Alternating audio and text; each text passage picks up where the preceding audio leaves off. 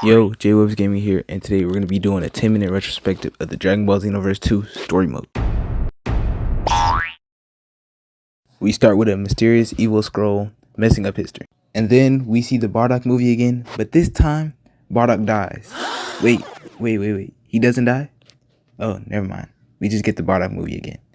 Anyways, we see our female Saiyan stalking her crush, her man, Vegeta, the Super Saiyan. Then Bulma says some complaint about it being her birthday, but who really cares at this point? Then Elder Kai decides to order farm, so we gotta find him up here. Finally, we get to the Raditz part where we get to fight Raditz. Or, well, we're just watching Raditz beat up on Piccolo and Goku right now, but we're gonna fight him soon. Then we finally get to fight Raditz, and it was a cakewalk, I guess. A power level 1000 isn't really anything when you're me. Alright guys, before we continue the story section, we just gotta talk about the combat. I know this is a flash image over a picture I showed you a minute ago, but let's not sweat the small details. Okay guys, let's just watch the video. Alright, to start, you have your standard square combo, which will be demonstrated on the screen as following. Now you have your standard triangle combo, which is by pressing triangle all the way through, and it's also demonstrated on screen. Once you know the basics, you can mix it up. In the first one, I demonstrate 4 squares and 2 triangles, and in the second one, I demonstrate 5 squares and a triangle to finish the combo out.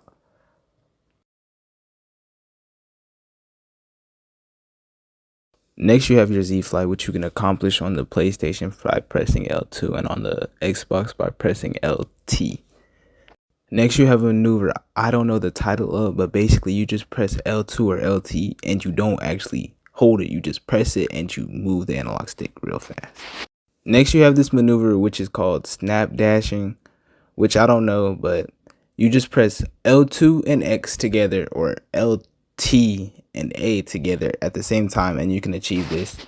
After beating Turles, oh yeah, I forgot to mention, Turles is in this game. Anyways, after beating Turles, our two characters go on to fight Nappa and Vegeta, and we quite easily dog wash these two, so I don't even know why they put this fight in the game in the first place. So after defeating those two, they turn into giant monkeys, and I had to show them what a real monkey looks like, and as a Saiyan myself, I'm a good monkey.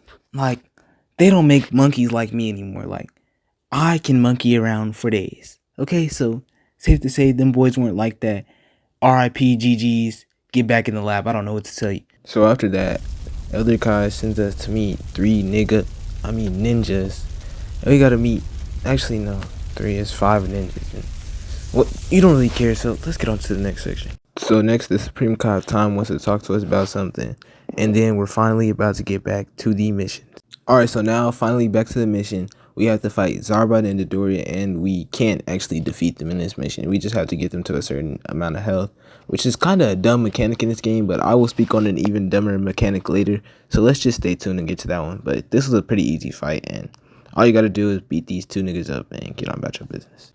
Alright, in this fight, we fight against Lord Slug, and this fight kind of shows the mechanic I was talking about, in which the characters are expressing dialogue. So to prevent the player from beating it before hearing all the dialogue, the devs made the characters not deplete health after a certain amount for some reason. It's really stupid, but it's not shown as well in this one because I don't deplete his health fast enough because I'm not max level or whatever redoing this. But yeah, it's a pretty decent fight, not too bad.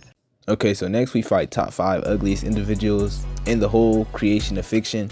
And it's a pretty easy fight. You just kind of slam them a little bit, knock them here, knock them there, and then you beat them. You win. That's it. Alright guys, so we're going to have to speed this up because I am trying to get this video to 10 minutes. So let's not go over that. Basically, you just fight Raccoon and Goldo and you just kick their asses. They're not that hard to beat. Alright, so next we fight Jace and Berter. And this is a pretty easy fight, but the fight is extended because like you got to fight them 2 times. First before they get transformed, and then second after they get like a little too horny and take like 2 honey packs or something. And you beat them. They're not that hard, but it's just kind of annoying, and they do this thing like again in the next mission. So next we have one of the more annoying missions in this game, Captain Ginyu and Jace versus you and Goku. And it doesn't seem that annoying. It seems like a straightforward fight until you realize that this fight is so garbage. They made you fight these niggas. They gave them that health not depletion thing where their health doesn't deplete once they start talking, and they make you fight these niggas like 3 times because you also have to fight Captain Ginyu and Turles after. Yeah, this mission is really garbage. I don't know why they put it in the game. Anyway, since I can't find any other reason to mention this, or I won't be mentioning this any other time, you also have to do the missions for all the house or whatever the freak they're called. I don't really care. You have to do missions for those to get the true ending. And you're gonna see I just did the Hercule house one, but I won't be showing any of the others, but just do them because you get the true ending and you get Super Saiyan 3 brought up. So next we have to fight Frieza with Nail, and this fight also illustrates another one of the problems I named earlier, the fact that they talk too freaking long, and these niggas will make you sit through that whole conversation. As soon as you see Frieza's health hit that sliver, nigga, I promise you, you're gonna be there for another 5 minutes, bro. They extend it just when he gets that much, I promise you.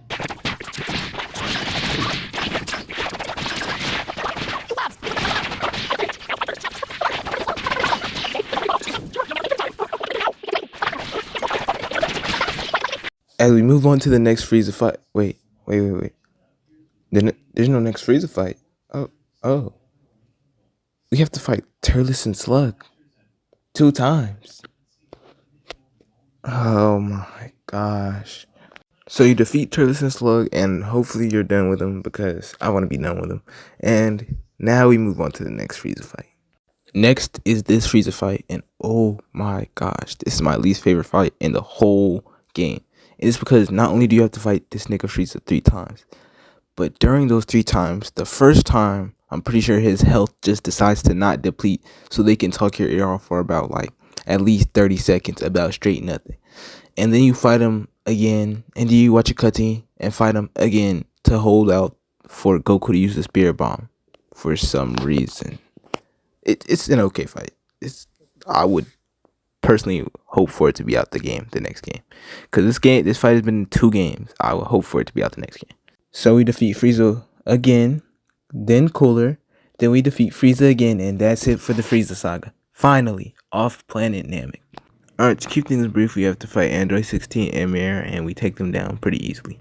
Alright, so next we fight Android 17. After defeating him, you will then fight First Form Cell like 2 times, because you know they like to reset, but yeah. Then we gotta stop Mirror from ruining the timeline where Goku quits against Cell. Next we have the Cell Jr. fight, and you just beat up like 6 Cell Juniors, and there is a little cutscene where they talk, and the health doesn't deplete in the middle, but it's not that bad.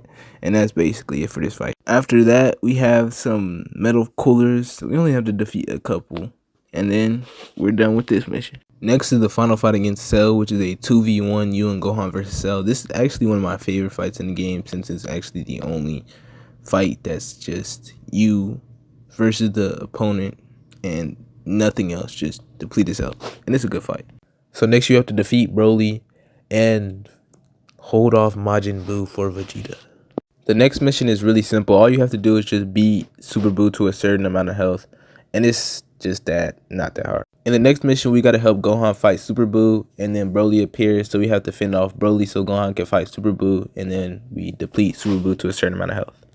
Next, we are sent to hell by the Supreme Kai of Time. No, I am not joking. Yes, that is ironic. And yes, we do have to help Vegeta fight Janemba. And no, this fight is not hard. It's actually one of the simpler fights in the game. Finally, we have the final fight of the saga, where we fight Kid Buu to help Goku charge his Spirit Bomb in time. Alright guys, unfortunately due to PlayStation settings, I will be unable to show you the rest of the gameplay. So I'll just explain to you the rest of the story. I'm sorry for this, and thank you for watching this video. And that's me. Alright, so basically after defeating Kid Buu, you go on to fight the Masked Saiyan, who is invading the timeline in which Goku and Frieza fought during the Battle of Gods movie and the arc in Super. So after that, you have to fight an enraged Beerus because you just interrupted his battle. Finally, after that, you start the Golden Frieza saga, in which you fight a bunch of henchmen, and then you fight First Form Frieza. And then after that, you fight Frieza and Cooler 2 times because they decide to power up. And then after that, you train with Whis. And then finally, after all of that, you get to the final saga, in which you have to fight Mirror like 3 times. You fight the hero from the Dragon Ball Xenoverse 1 game, which I have not played again yet. So my hero is just one of the basic heroes.